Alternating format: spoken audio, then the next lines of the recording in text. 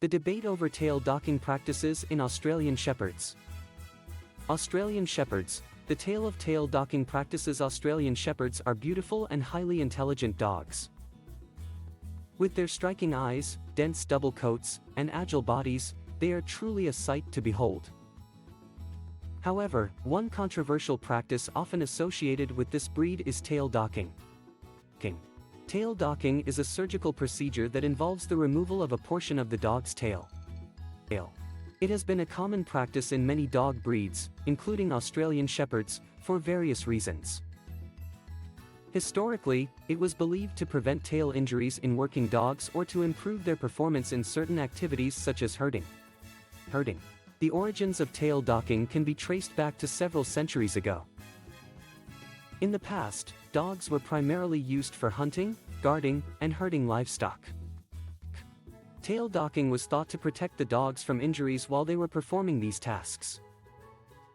It was believed that by removing a portion of the tail, the risk of the tail being caught in a brush, thorn, or door was reduced.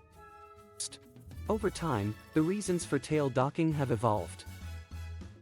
In the case of Australian Shepherds, a breed known for its high energy and constant need for physical and mental stimulation, some breeders believed that tail docking would prevent the dogs from injuring their tails during their excited movements.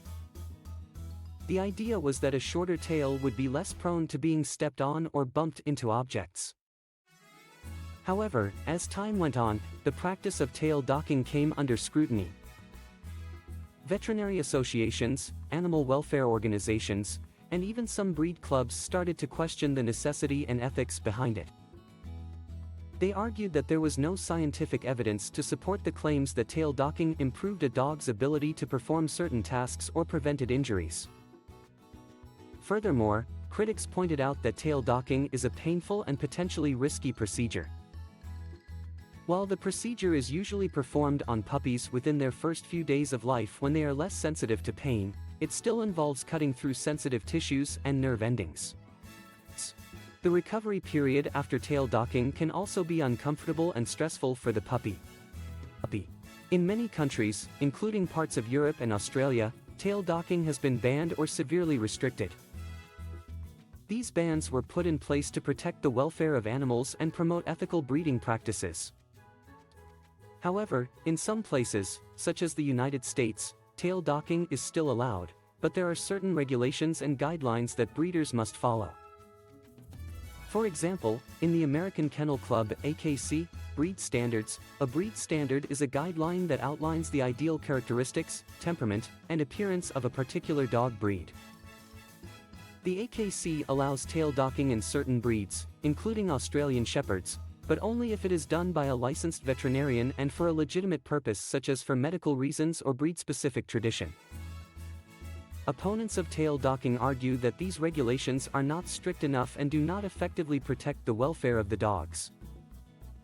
They believe that breeders should be encouraged to focus on selecting breeding stock with naturally healthy tails, rather than resorting to cosmetic surgeries that could potentially harm the dogs. In recent years, there has been a growing trend towards natural or intact dogs, meaning dogs with their tails and ears left untouched.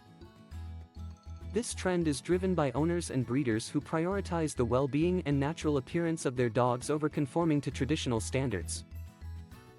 Ultimately, the decision regarding tail docking practices lies in the hands of breeders, owners, and regulatory bodies. It is important to weigh the potential benefits against the welfare and ethical concerns associated with the procedure. As the debate continues, it is crucial to prioritize the health and happiness of our beloved Australian Shepherds and all dogs.